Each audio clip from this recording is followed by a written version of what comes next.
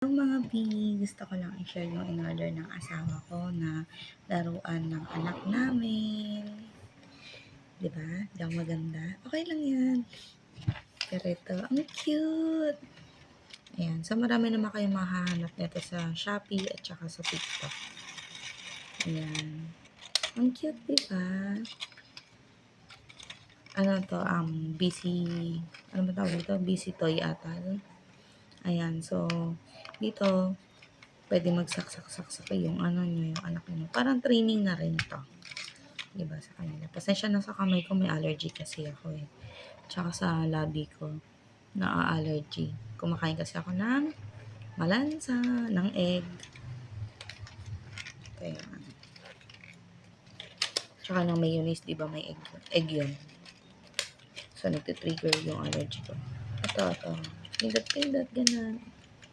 Diba, mahilig sa yung mga bata. Tayo ng mga bata tayo, diba? Hindi natin magkalikot ng mga ganito, ganyan.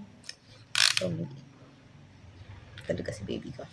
Ikat-ikat ng ganyan. May spinner pa siya. Tapos, ito. Ayan. So, maganda tong bilhin para sa mga anak niyo. Yung link, hindi ko alam kung saan ito binili. Basta may makikita kayo nito sa Shopee at saka sa TikTok. Hanap na lang. Busy toy ata tawag dyan. Tapos, ito. Tuwa ako sa asawa ko ngayon. Talaga, hindi na kailangan sabihan pa. Alam niya na. Ito. Ayan, mga teeter. Kasi, yung anak ko, yung baby namin, gigigil na siyang ganun. So, kailangan niya na ng mga teeter. Yan. Assemble ko na rin. So, ayan. Ito siya. So, ano pa naman kailangan? Ito. Teeter. Isa pa. 1, 2, and 3. Ang gaganda ng color niya.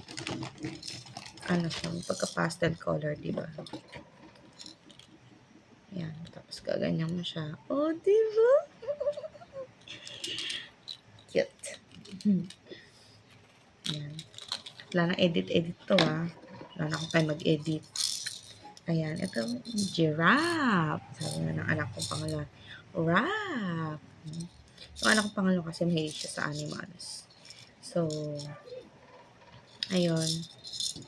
Wala lang. Sinabi ko lang. Wala akong masabi. Kasi ito yung ganyan. Ang ganda ng anak ko kanina madaling araw. Grabe, alas 3. Gising pa kami. Wala lang. Sinabi ko lang. Tapos, ito yung teeter para pag hawak-hawak niya ganun. Tapos, ganun.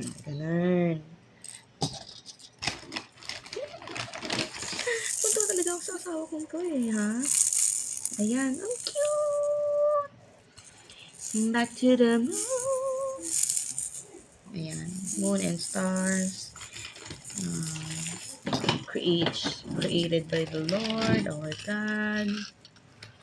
Kasama pa si Lord, no? Siyempre, thankful tayo kay Lord.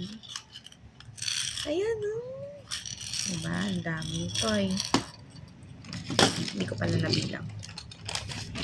Ito ang cute din. Yan. So, yung asawa ko, supportive yan sa mga ganyan. Pagdating sa mga anak, talaga naman. Napaka-supportive talaga ng asawa kong yan. Okay? So, bilangin natin, Ito yung magkakasama sa isang set. So, 1, teeter. 2, yung pang ganon. 3, 4, 5, 6, 7, 8, 9, 10. Siyempre, kasama to. Ayan. So, yan lang. Share ko lang sa inyo. Tsaka parang may ma-uploadan ako. Tinatamad ko kasi ako mag-edit Kasi, wala naman akong talagang time mag-edit. Kaya kung ano lang yung videohan ko ngayon, yun na lang. Chikaan nyo na lang. Okay? Pangit ng mata ko. Pero okay lang yan. Bye!